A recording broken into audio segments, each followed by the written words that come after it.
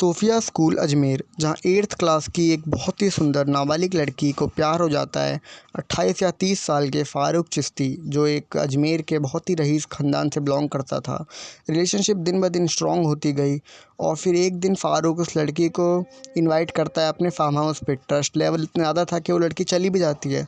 फिर farm house पे बहला फुसला के फ़ारूक उस लड़की के साथ सेक्स करता है और फिर ये अचानक से ट्विस्ट हो जाता है और उसे ब्लैकमेल करता है कि अगर ये देखो तुम्हारी फ़ोटोज़, अगर तुमने किसी अपनी दोस्त को मेरे फार्म हाउस पे नहीं बुलाया तो मैं इस फ़ोटोज़ को वायरल कर दूँगा। ऐसे ही उसकी दोस्त आई, इन्होंने उसके साथ भी रेप करा, उसकी भी फ़ोटोज़ क्लिक करी, ब्लैकमेल करा और ऐसी लड़कियां बढ़ती रही और 250 प्लस लड़कियों के साथ उसने यही करा और यहीं से शुरुआत होती है अजमेर सेक्स स्कैंडल। तो इस सेक्स स्कैंडल की शुरुआत होती है सोफिया सेकेंडरी स्कूल अजमेर से, जहां बहुत बड़ी बड़ी हस्तियां आईपीएस आईएएस की लड़कियां पढ़ती थी। गर्ल्स स्कूल था तो इस कारण वहां की लड़कियों की बॉयज़ से उतनी इंटरेक्शंस थी नहीं। बट एक दिन एक फ़ारूक चिश्ती नाम का एक व्यक्ति था, वहाँ पे घूमने लग गया स्कूल के बाहर।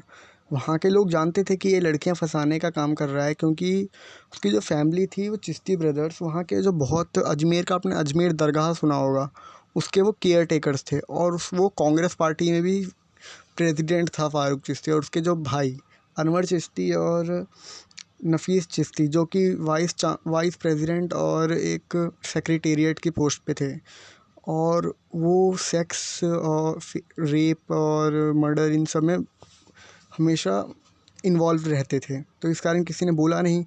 फिर वहाँ की उसने एक दिन एक बहुत सुंदर 8th क्लास की लड़की को फंसा लिया अपने जाल में। फिर वही रिलेशनशिप में आए, वो बहुत दिन तक उसका तो मिलता रहा, वो खाने पीने जाया करते थे। फिर एक दिन फ़ारूक ने उस लड़की को अपने फार्म हाउस पे बुलाया। लड़की ने कुछ बोला नहीं, क्योंकि लड़की को उस पर ट्रस्ट था।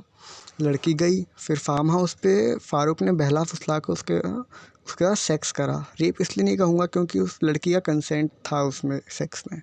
फिर उस टाइम उसकी कुछ फ़ोटो खींच ली। अब फिर उसने 7-8 दिन बाद, कुछ दिन बाद उस लड़की को फिर से बुलाया। उसने फिर से उसके साथ सेक्स करा और उसे बोला, तुम ऐसा करो, अपनी दोस्त को भी, सहेलियों को भी बुला के लाओ, मुझे उसके साथ भी कुछ करना है, मेरे दोस्तों को। लड़की ने मना कर दिया। उसने बोला मैं क्यों करूँ। फिर उसने उसे फ़ोटो दिखाई और ब्लैकमेल करना शुरुआत कर दिया। अभी उसका माइंड चेंज हो गया फ़ारूक का। अब लड़की क्या करती, ब्लैकमेल के डर से उसने अपनी एक दोस्त को बुलाया, उन्होंने उसके साथ भी ज़बरदस्ती रेप करा। ऐसे ही फिर उसने उसको भी बोला, उस लड़की को, कि हम फ़ोटोज़ खींच ली उसकी भी, और उसे भी ब्लैकमेल करा। ऐसे फिर लड़कियां बढ़ती गई, नेटवर्क उनका, और ऐसे ही करीब उन्होंने 250 प्लस लड़कियों के साथ यही करा। अब बात रही कि क्या सोसाइटी को पता नहीं चला होगा? पता चला, क्योंकि फिर अचानक से सोफिया स्कूल में सुसाइड होने लग गई। लड़कियां क्या करती, क्योंकि 1992 का टाइम था और किसी के साथ रेप हो जाना बहुत बड़ी बात थी, क्योंकि उनकी फैमिली ही एक्सेप्ट ही नहीं करती अगर वो सुनेंगे कि मेरी लड़की के साथ ऐसा हुआ है। ऐसा उस टाइम की सोसाइटी थी। लड़कियां सुसाइड करने लग गई, बातें फैली, लेकिन उतनी ज़्यादा नहीं फैली क्योंकि बहुत बड़ी फैमिली थी चिश्ती ब्रदर्स। तो उन्होंने वहाँ के पुलिस को धमका रखा था, बोल रखा था कि तुम इस पे कुछ भी एफआईआर दर्ज नहीं करोगे, बात को दबाओगे। तो बात दब गई। लेकिन पहले के ज़माने में ऐसा था ना कि कैमरे से ये नहीं था कि फ़ोटो तुरंत निकल जाती थी। उन्हें एक नेगेटिव रील आती थी, जो आपने देखी होगी, तो वो उसके लिए स्टूडियो को देना पड़ता था। अब आप स्टूडियो वाले पे भी नेगेटिव रील रहती होगी तो वो भी देखते होंगे। तो स्टूडियो वाले ने स्टार्ट कर दिया अपने दोस्तों को ये नेगेटिव रील बेचना। ऐसे फिर उनका नेटवर्क बढ़ता गया, तो ये अजमेर में बहुत जगह फैल गई ये फ़ोटोज़। अब जिनके पास फैली, उन्होंने भी सोचा कि हम भी लड़कियों को ब्लैकमेल करते हैं, तो वो भी स्टार्ट हो गए। तो ऐसे ही ये बहुत घिनौना दलदल ये बनता जा रहा था उन लड़कियों के लिए। लड़कियां एकदम आइसोलेट हो गई थी, वो कुछ भी सुसाइड के अलावा उन पे ऑप्शन ही नहीं था। फिर एक दिन यही एक रिपोर्टर के पास नेगेटिव रील पहुंची, उसने भी ख़रीदी और उसने बोला हम भी ब्लैकमेल करेंगे अपने दोस्त को, जिसका नाम था मदन सिंह।